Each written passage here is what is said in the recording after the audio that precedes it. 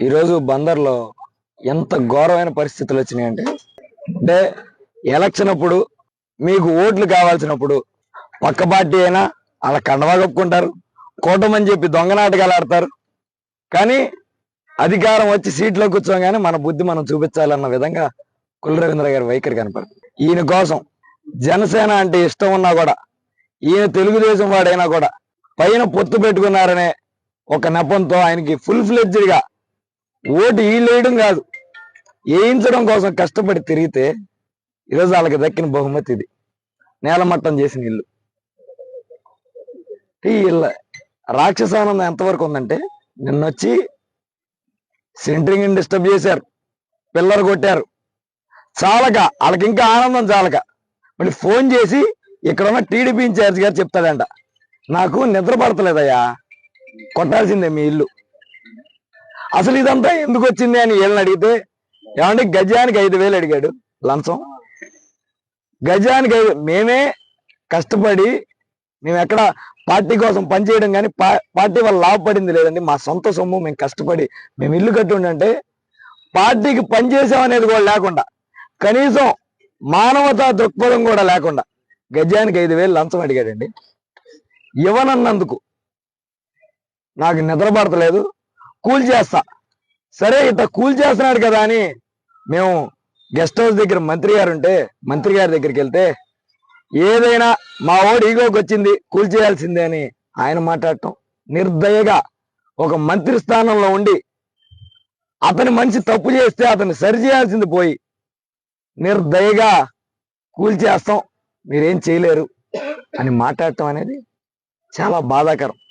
ఇంకా అధికారుల విషయంకి వస్తే ఇంత తొత్తులుగా పనిచేయడం నేను ఎప్పుడు చూడలేదండి. ఒక కోర్టు ఆర్డర్కి భయపడేది లేదు, అసలు సొసైటీ ఏమనుకుంటుందని భయపడేది లేదు.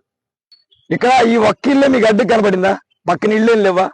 లేదా ఈ ఇల్లు కూల్ చేసి గవర్నమెంట్ బిల్డింగ్ ఏమైనా కట్టేదలుచుకున్నారా? ఇది ఏమైనా గవర్నమెంట్ ల్యాండ్? అలాగే తీద్దాం. బందర్లో ఎవరిదాకా ఎందుకు, నీతులు చెప్పిన మంత్రి గారు మార్కెట్లో పెద్ద బిల్డింగ్ కడతాం, దానికి ఉందా ప్లాన్? మరి ఎట్ట కడతాం? బందరకోటలో భారీగా ఇల్లు కడతాం. మనం ఉండే తక్కువ మంది అయినా చాలా మంది సరిపోవడానికి నీ అంచర్ గణం అంతా కూడా ఇంట్లో పడుకునే విధంగా పెద్ద ఇల్లు కడుతున్నావు కదా, దానికి ఉందా ప్లాన్? అలాగే వనజా మెస్ ఎదురుగా మనం ఒక 3 షాపులు వేస్తాం, దానికి ఉందా ప్లాన్? ఎక్కడెక్కడ ఎంతెంత ముట్టింది ప్లాన్ లేని బిల్డింగ్లకి లెక్క చెప్పమంటారా? దాంట్లో డబ్బులు తీసుకోవడం వాస్తవం కదా. అలాగే ఈ బిల్డింగ్ కొట్టకపోతే నిద్ర పట్టదనం మంచి అన్నాడు ఇన్ఛార్జ్ గారు, ఆయన ఇల్లు పార్క్ స్థలంలో కదా కట్టింది. మీరు నిర్లజ్జగా నిస్సిగ్గుగా రూల్స్ ఏం లేకుండా మీ సొంత బిల్డింగ్లు మీరు కట్టుకోవచ్చు. కానీ సామాన్యుడు, పోనీ మీకు చేయనోడు వైసీపీ వాడు అయితే అనుకోవచ్చు, మీకోసం కష్టపడి తిరిగినోళ్ళు అంటే వాళ్ళు జనసేన కదా, మనం విలువ ఒక్కల్లా. పైన అసలు ఆయన అడగడం, అసలు ఆయన మీరు మేనేజ్ చేస్తారు, ఇక్కడ ఆయన డమ్మీ చేశారు, ఇక ఎవడో అడగడం, కొట్టేసినా ఏమవుద్దులే అని. దీంట్లో పార్టీలకో రాజకీయాలకో కాదు, మానవతా దృక్పథంతో మేము వచ్చాం. ఏ రోజు మీ మామగారు మంత్రి చేశాడు, దానికి ముందు మా తాతగారు చేశారు, మా నాన్నగారు చేశారు, ఏ రోజైనా పార్టీలతో సంబంధం లేదు ఏ ఇల్లుని పడగొట్టాం చెప్పండి?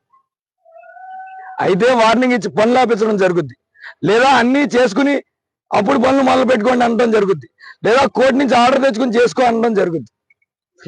ఎక్కడుంది? కట్టే ఇల్లుని పడగొట్టిన ఆనవాళ్ళు ఎక్కడైనా ఉన్నాయా అని మిమ్మల్ని అడుగుతుంది. ఇంత నిర్మానుషమా? పోలీసులు అడ్డం పెడతారా ఏంటి? వీళ్ళు ఏమన్నా టెర్రరిస్టులా? 50 మంది 60 మంది పోలీసులా? దేనికి? లేదా పాకిస్తాన్ నుంచి వచ్చి ఇల్లు కట్టుకోవడానికి వచ్చారా? లేదా నీకు ఎలక్షన్ పని చేసి వేరుపాటు అయినందుకు వీళ్ళు పాకిస్తాన్ వాళ్ళు అయిపోయారా, టెర్రరిస్టులు అయిపోయారా? మగోళ్ళని తోశారు, ఆడవాళ్ళని దేని తోశారు? వాళ్ళు ఆపగలరా ఉన్నా?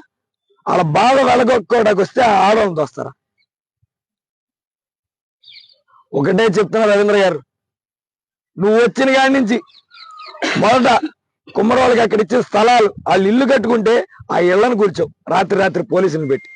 ఇక్కడ షాపులను కూల్చావు, రోడ్డు మీద బడ్డీలు కూల్చావు, కాళేకానిపేటలో ఇల్లు కూలుస్తాకి వెళ్ళావు, ఈరోజు ఇల్లు కూల్చావు. ఇదే నీ పతనానికి మొదలని చెప్తున్నా. ఖచ్చితంగా ఈ పాపం ఎక్కడికి పోదు. వాళ్ళ కంట్లోంచి వచ్చిన ప్రతి కన్నీరికి నువ్వు సమాధానం చెప్పాల్సిన రోజు వస్తుంది. నువ్వు ఓటు అడుక్కోవడానికి మళ్ళీ వచ్చినప్పుడు ఈ ఇళ్ళని తాకాల్సిందే అని గుర్తు పెట్టుకోని నీకు ముందే చెబుతూ, దీనికి ఎవరైతే అధికారులు అడ్డంగా రూలుకి వ్యతిరేకంగా పనిచేశారో మాకు గుర్తుంటది, వాళ్ళకి గుర్తుంటది. సరైన రోజున దీనికి అందరూ అనుభవిస్తారు. అడ్డుగా నిలిచిన పోలీసులు, నోరు పారేసుకున్న పోలీసులు, అలాగే వీళ్ళ బాధని చూడండి, ఒకటి కొట్టి మళ్ళీ కింద దాకా కొట్టి ఆనందాన్ని చూసుకుని వెళ్ళిన ప్రతి అధికారి దీనికి అనుభవిస్తారని చెప్తూ, అలాగే